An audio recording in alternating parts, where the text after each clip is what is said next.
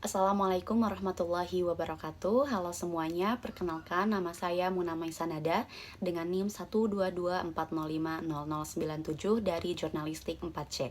Jadi dalam video ini saya akan memaparkan 25 teori komunikasi. Adapun ke-25 teori tersebut adalah: yang pertama, ada teori penerimaan aktif yang menyatakan bahwa audiens secara aktif terlibat dalam menginterpretasikan dan memberikan makna pada pesan media, bukan hanya menerima informasi secara pasif. Di teori yang kedua, ada teori pengharapan nilai yang menjelaskan bahwa perilaku seseorang dipengaruhi oleh pengharapan terhadap hasil tertentu dan nilai atau kepentingan yang ditempatkan pada hasil tersebut. Di teori yang ketiga, ada teori cultural imperialism. Teori ini menggambarkan bagaimana budaya dominan dari negara maju, terutama melalui media, mendominasi dan mempengaruhi budaya negara-negara berkembang, seringkali mengikis budaya lokal. Teori yang keempat ada teori persamaan media.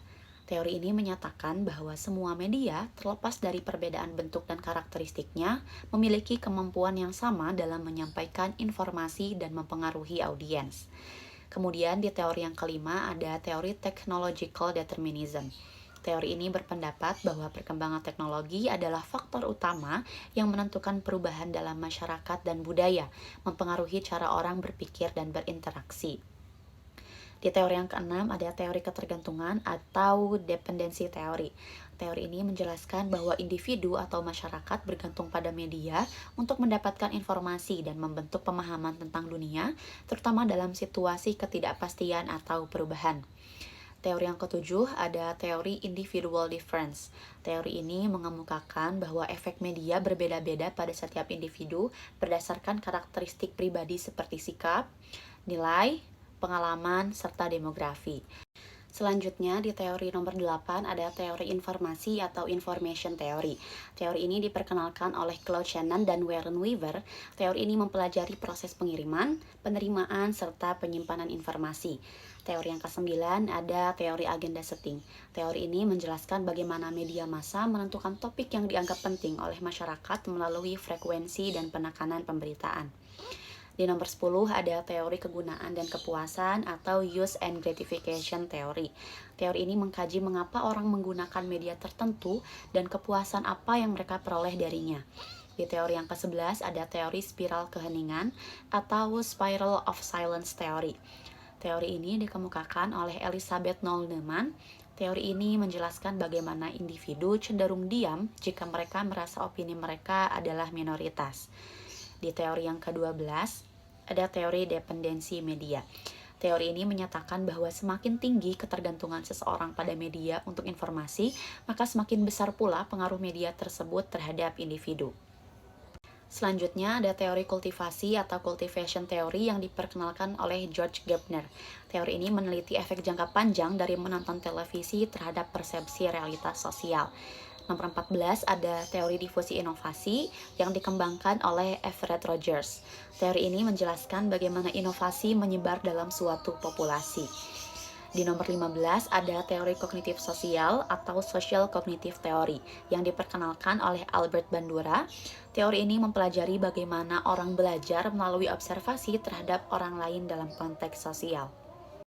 Selanjutnya ada teori tindakan wacana yang dikembangkan oleh John Searle. Teori ini menjelaskan bagaimana ujaran tidak hanya menyampaikan informasi, tetapi juga melakukan tindakan. Di nomor 17 ada teori analisis wacana kritis atau critical discourse analysis. Teori ini menyelidiki bagaimana bahasa digunakan untuk mereproduksi kekuasaan dan ideologi dalam konteks sosial dan politik. Di nomor 18 ada teori reduksi ketidakpastian atau uncertainty reduction theory. Teori ini menjelaskan bagaimana orang berkomunikasi untuk mengurangi ketidakpastian tentang orang lain. Di nomor 19 ada teori manajemen kesan yang menjelaskan bagaimana individu mencoba mengendalikan kesan yang orang lain miliki tentang mereka. Nomor 20 ada teori identitas sosial atau social identity theory. Teori ini diperkenalkan oleh Henry Tajfel. Teori ini menjelaskan bagaimana identitas individu terbentuk berdasarkan keanggotaan dalam kelompok sosial. Nomor 21 ada teori jaringan sosial atau social network theory. Teori ini mempelajari bagaimana hubungan antar individu dalam jaringan sosial mempengaruhi perilaku dalam komunikasi mereka.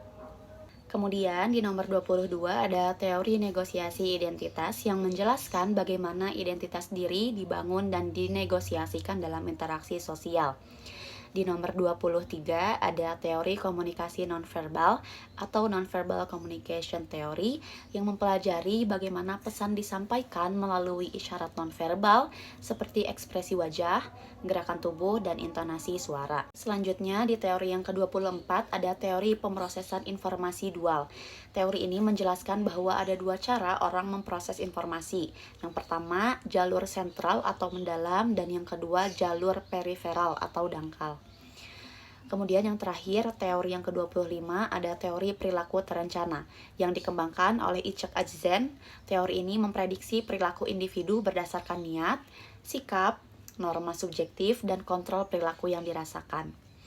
Mungkin cukup sekian yang bisa saya sampaikan. Mohon maaf bila ada kekurangan. Terima kasih. Wassalamualaikum warahmatullahi wabarakatuh.